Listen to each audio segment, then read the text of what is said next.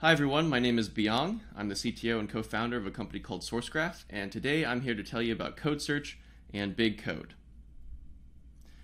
So the thesis of this talk is that everyone needs code search, whether you realize it yet or not. And this kind of breaks down into three parts. The first is that code search is essential to reading and understanding code at scale. If you have a big code base, you need code search to be productive in it. The second is social proof. A lot of the big and respected big code bases that you've heard about have already adopted code search. And the third is that everyone, including you, now has a big code base. So I want to take a step back first and ask, what is it that developers actually do? So what we think we do is we think our job is to write features, fix bugs, essentially ship code, write and author and ship code into production. And in some sense, that is our jobs. That is the ultimate output that we produce. But if you actually look at how we spend the hours of our days, you actually see that we spend a lot more of our time reading and understanding existing code than writing new code. In fact, some people estimate that we spend 10 times as much time reading code as writing it. And there's this wonderful word, Grok, that describes the level of understanding that we're trying to achieve when we're reading through code. So Grok originally comes from this science fiction novel called Strangers in a Strange Land. In the context of that book, it meant to understand a subject so thoroughly that the observer becomes a part of the observed. And over time, it's come to acquire this colloquial definition of understanding something profoundly and intuitively. And specifically within the context of code, to grok a piece of code means to understand code as if you had just wrote it. And in some sense, this is the level of understanding that you want to get to before you're able to start writing code in an effective fashion. So when you think about other tools for grokking topics, I think Google is one of the best tools for acquiring a deep understanding of various subjects. So the amazing thing about Google is you can go to the search bar, you can type in any keyword indicating any topic, compilers, for example.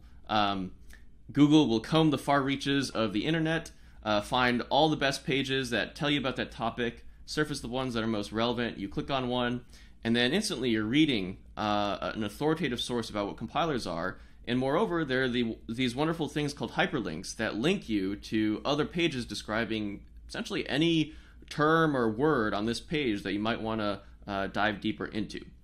And this is essential for building up that kind of structured, graphical knowledge web that forms kind of a deep and thorough understanding of a topic. And so the question is, what is the equivalent of that for code? To answer that question, we got to go back in time, and as many stories about cool technologies start in the world of software, this one starts at Bell Labs in the 1980s with a tool called Cscope. So in the 80s at Bell Labs, there was an engineer by the name of Joe Steffen, and Joe had this issue where he was working in this giant C code base. It was Bell Labs kind of C monorepo, if you will, and it might have been the largest C code base in the world at the time. And Joe was having trouble essentially grokking the code that he was modifying.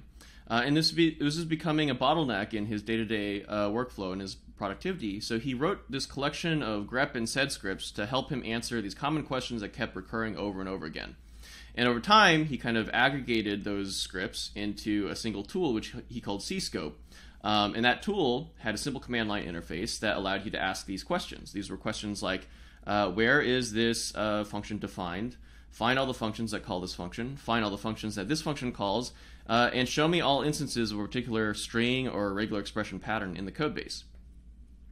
And so Joe started using this tool to help accelerate his understanding of the code that he was working on. And he told his teammates about it, and they told their teammates. And over time, this tool kind of spread across Bell Labs and then across AT&T, and eventually made its way outside AT&T as it was open sourced. And people filed a bunch of feature requests against it. They integrated it into their tools. It got integrated into editors. That's the screenshot you see on the right here.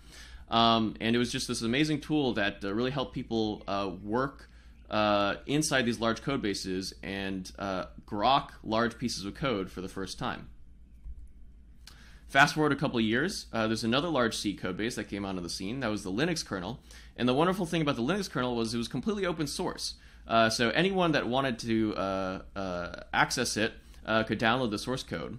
But even though it was technically available, the understanding of the code wasn't necessarily accessible to every engineer that wanted to learn about it. And in particular, if you're a newcomer to this code base, is pretty daunting to try to go and understand everything that was going on in it. So these two Norwegian students wrote this tool to help them acquire a better understanding of what was going on in the Linux code base, and they called it LXR, the Linux Cross-Referencer. And LXR answered a lot of the same questions that Cscope did, but did so in this kind of graphical web-based UI, because by 1994, the World Wide Web had come along, and so hyperlinks were a thing. And so now if you wanted to jump to a definition or find references, you would just click the link of the symbol in the code, and there's also a nice little search box that you could use to search for specific symbols. In the meantime, in the 90s, the operating system wars were a thing. So different companies competed against one another to get people to adopt their operating system or their software development platform. And along with that, there was kind of this arms race in IDEs. So each of these companies wanted to drive people to use its IDE because if developers used its development platform, that means they would write better third-party software, and that in turn would drive end users to pile into that platform and make it the kind of winning platform. And so as a consequence, you saw a lot of innovation in IDEs, and in particular, things like jump to definition, find references for languages like Java and C# got a lot better. Fast forward another couple of years, there's a company called Google that came along. And Google had this problem in the early 2000s, which is it was evolving from fast-growing startup to now a substantially sized software company with a large amount of code. And as more and more software developers joined Google, more and more of them were unfamiliar with the vast majority of the code inside Google, and this became a bottleneck for developer productivity. And so Google, being a search company, search was kind of in their DNA, they decided, hey, let's go build a search solution for this. So the very first instance of Google's internal code search was this thing called gsearch. It was written by an early engineer by the name of Jeff Dean. And what it essentially did was it kind of ran grep in a distributed fashion across all the code inside Google. Now, a couple years later, Google's code base continued to grow. This distributed grep gsearch started to hit scaling limits, so Jeff Dean hired this intern by the name of Russ Cox, and Russ Cox figured out how to make code search even more scalable by introducing a trigram index to essentially accelerate search queries so that you didn't have to do a linear in-memory scan of the pattern that you were looking for. A couple of years later, another Googler by the name of Steve Yegi came along, and Steve said, hey, this search is great, but you know what's missing? It's missing that hyperlink functionality. It's missing jump to definition, find references. And you know what? Because we live in the 2000s now, I'm spoiled. I want compiler accurate, code navigation, jump to definition, find references, just like I get in my editor. And so Yegi's key contribution was this internal project called Grok, which was later open sourced as Kythe, that added these very precise code navigation capabilities to Google's internal code search. And against this backdrop of innovation in code understanding tools, at the same time, the world of code was exploding overall. So if you look at this is a graph of the number of open source repositories on GitHub over time. This only goes to 2014, but if you extend it to the present day, it continues to go up and to the right. And as you can see, we're in kind of this exponential growth curve of the amount of open source available in the world. And another thing I'll call in this graph is, in early 2013, another company, search-based company, was founded. That was SourceGraph. Of course, that's the company that I founded along with my co-founder Quinn. And we kind of realized that, hey, the world of code is exploding. And we saw all these signs that the problems that were originally faced by the likes of Bell Labs and the Linux community and Google were now being faced by everyone. Essentially everyone, it felt like everyone was developing now in a big code base, either because their own code base had grown to the point where it was now substantially large, or they were taking all these dependencies on this massive new world of open source. And so even if your company was a two-person startup, your effective code base was much larger than just the code that you were writing, because you were depending on this big universe of open source code. And so we were hearing things like, hey, changes are taking a long time because I make a change and stuff breaks unexpectedly. I don't really understand the dependencies in my own code base. A lot of people were talking about code archaeology, code spelunking, source diving. People were writing blog posts with titles like Trust No One and Introduction to Large Code Bases. And all of this was a signal to us that maybe it was time for code search to be made available to everyone. And if you look at the historical trends, you can also see that there were a lot of new code search engines created in the 2010s as more and more companies kind of hit this scaling limitation of developing software. Facebook, Dropbox, Etsy, Stripe, and also open source projects like Debian Linux. And so Sourcegraph came along, and we wanted to build this for every company and also for every developer in open source. And I've been fortunate enough so far to have a great set of companies that are using our tool. And the interface that we've arrived at is very similar to kind of the Google web search based interface. You have this query box that lets you type in a query that describes the piece of code that you're looking for. We comb the far reaches of the universe of code that's relevant to you, whether that's the code inside your company or the world of open source. You click on a result, and you have hyperlinks, the code navigation capabilities, go to definition, find references that are compiler accurate in some cases, and help you build kind of that deep understanding of what's going on in the code. And why are the interfaces so similar? Well, I think it's very analogous to web search. Just like the World Wide Web, code is kind of this distributed global knowledge graph, and search and hyperlinks are the kind of basic primitives, the understanding tools that unlock the potential of that knowledge graph for everyone who might want to access it and use it. So that's all very high level. Let's talk about some concrete use cases for code search.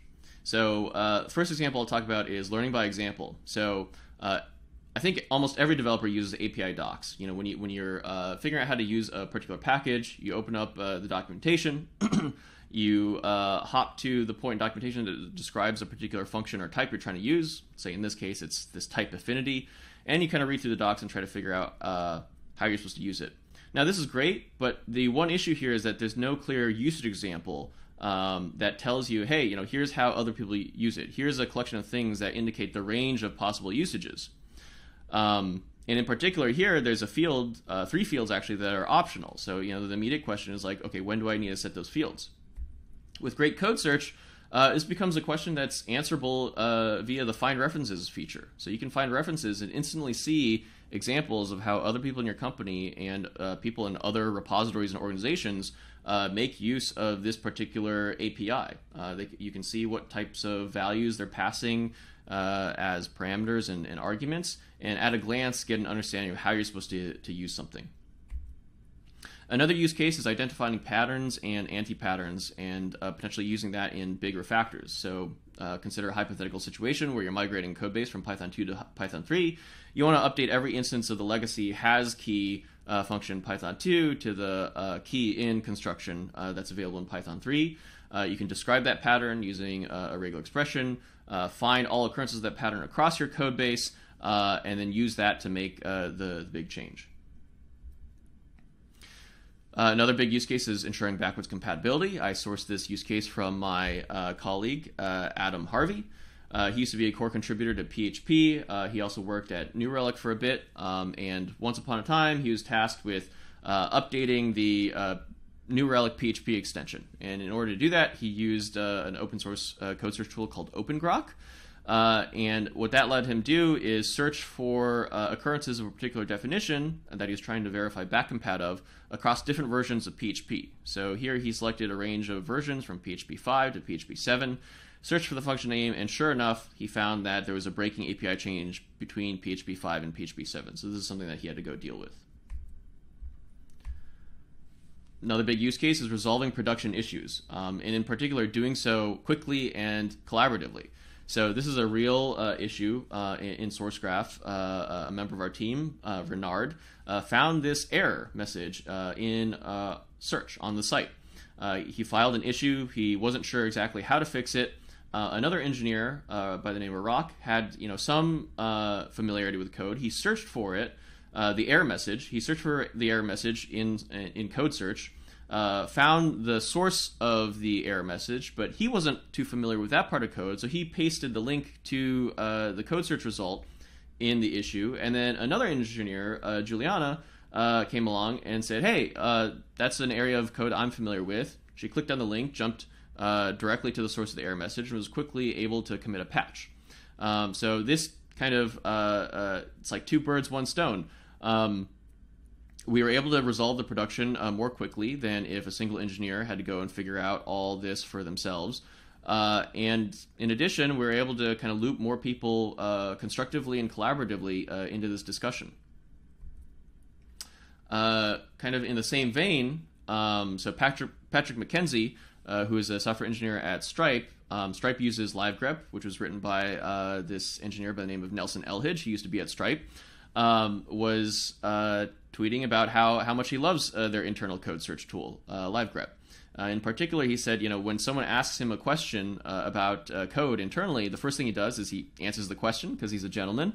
But the second thing is he also tries to give them a search query that they could run themselves the next time around and a heuristic for which result to click on so that they can kind of teach themselves this knowledge in the future. Leveling up a bit, we can talk about how the value of code search to individuals eventually bubbles up to value for the entire community. So Debian Linux uses a code search tool written by Michael Stapelberg, and he's got all these testimonials on his site, many of which touch upon the use cases that we just discussed. But overall, the effect is to create this learning tool that the community can use and help facilitate the transfer of knowledge among the community of contributors and make it so that discussions are constructive, collaborative, effective, and everyone feels like they can quickly gain understanding of what's going on in the code base. And it's not just open source communities. CERN, the organization that runs the Large Hadron Collider in Europe, that thing runs on code. And they use code search to let their developers move fast but not break things. Because if you take the Large Hadron Collider down, that takes a lot of scientists and physicists and researchers offline and costs a lot of money. And so code search allows them to make changes to their code quickly, build things with confidence and ease, and with the sense that they're not going to break something inadvertently. It also helps with things like code reuse and these large-scale refactors that we talked about earlier. And so all these different communities and companies and organizations are using code search now. If you're thinking about adopting, you'll be in good company. And so to recap, code search is really this integral tool to understanding big code bases. It's really essential if you want to do software development at scale. And there have been a lot of big code bases, whether in open source or inside organizations and companies, that are already adopting code search and using it and relying on it heavily. And finally, you have a big code base now, because we live in this world where many, many more organizations are starting to have code bases that were at the scale of what Bell Labs had in the 1980s or what Google had in the 2000s. And even if you're a small startup, you're depending on this huge universe of open source.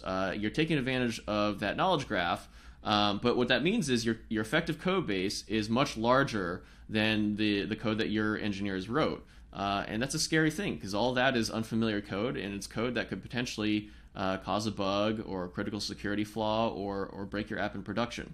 And so you need code search in order for your engineers to be able to understand what's going on in that code. You need code search for your engineers to grok what's going on in that big code base. So you need code search. I'll finish here with a couple links to what I think are great code search engines. There's OpenGrok, which was initially developed at Sun Microsystems and ultimately acquired by Oracle. There's LiveGrep, the thing that Stripe uses, written by Nelson Elhidge. There's Hound, which was originally developed by engineers at Etsy and subsequently open sourced. And of course, there's also SourceGraph, which is open core. 99% of our functionality is in the open source part of our code base. And we're aiming to build an awesome code search engine for both open source communities and companies alike. So that's my spiel. If you have any questions, please reach out. I'd love to hear from you. I'm just Beyang at Twitter, or feel free to shoot me an email at beyang@sourcegraph.com.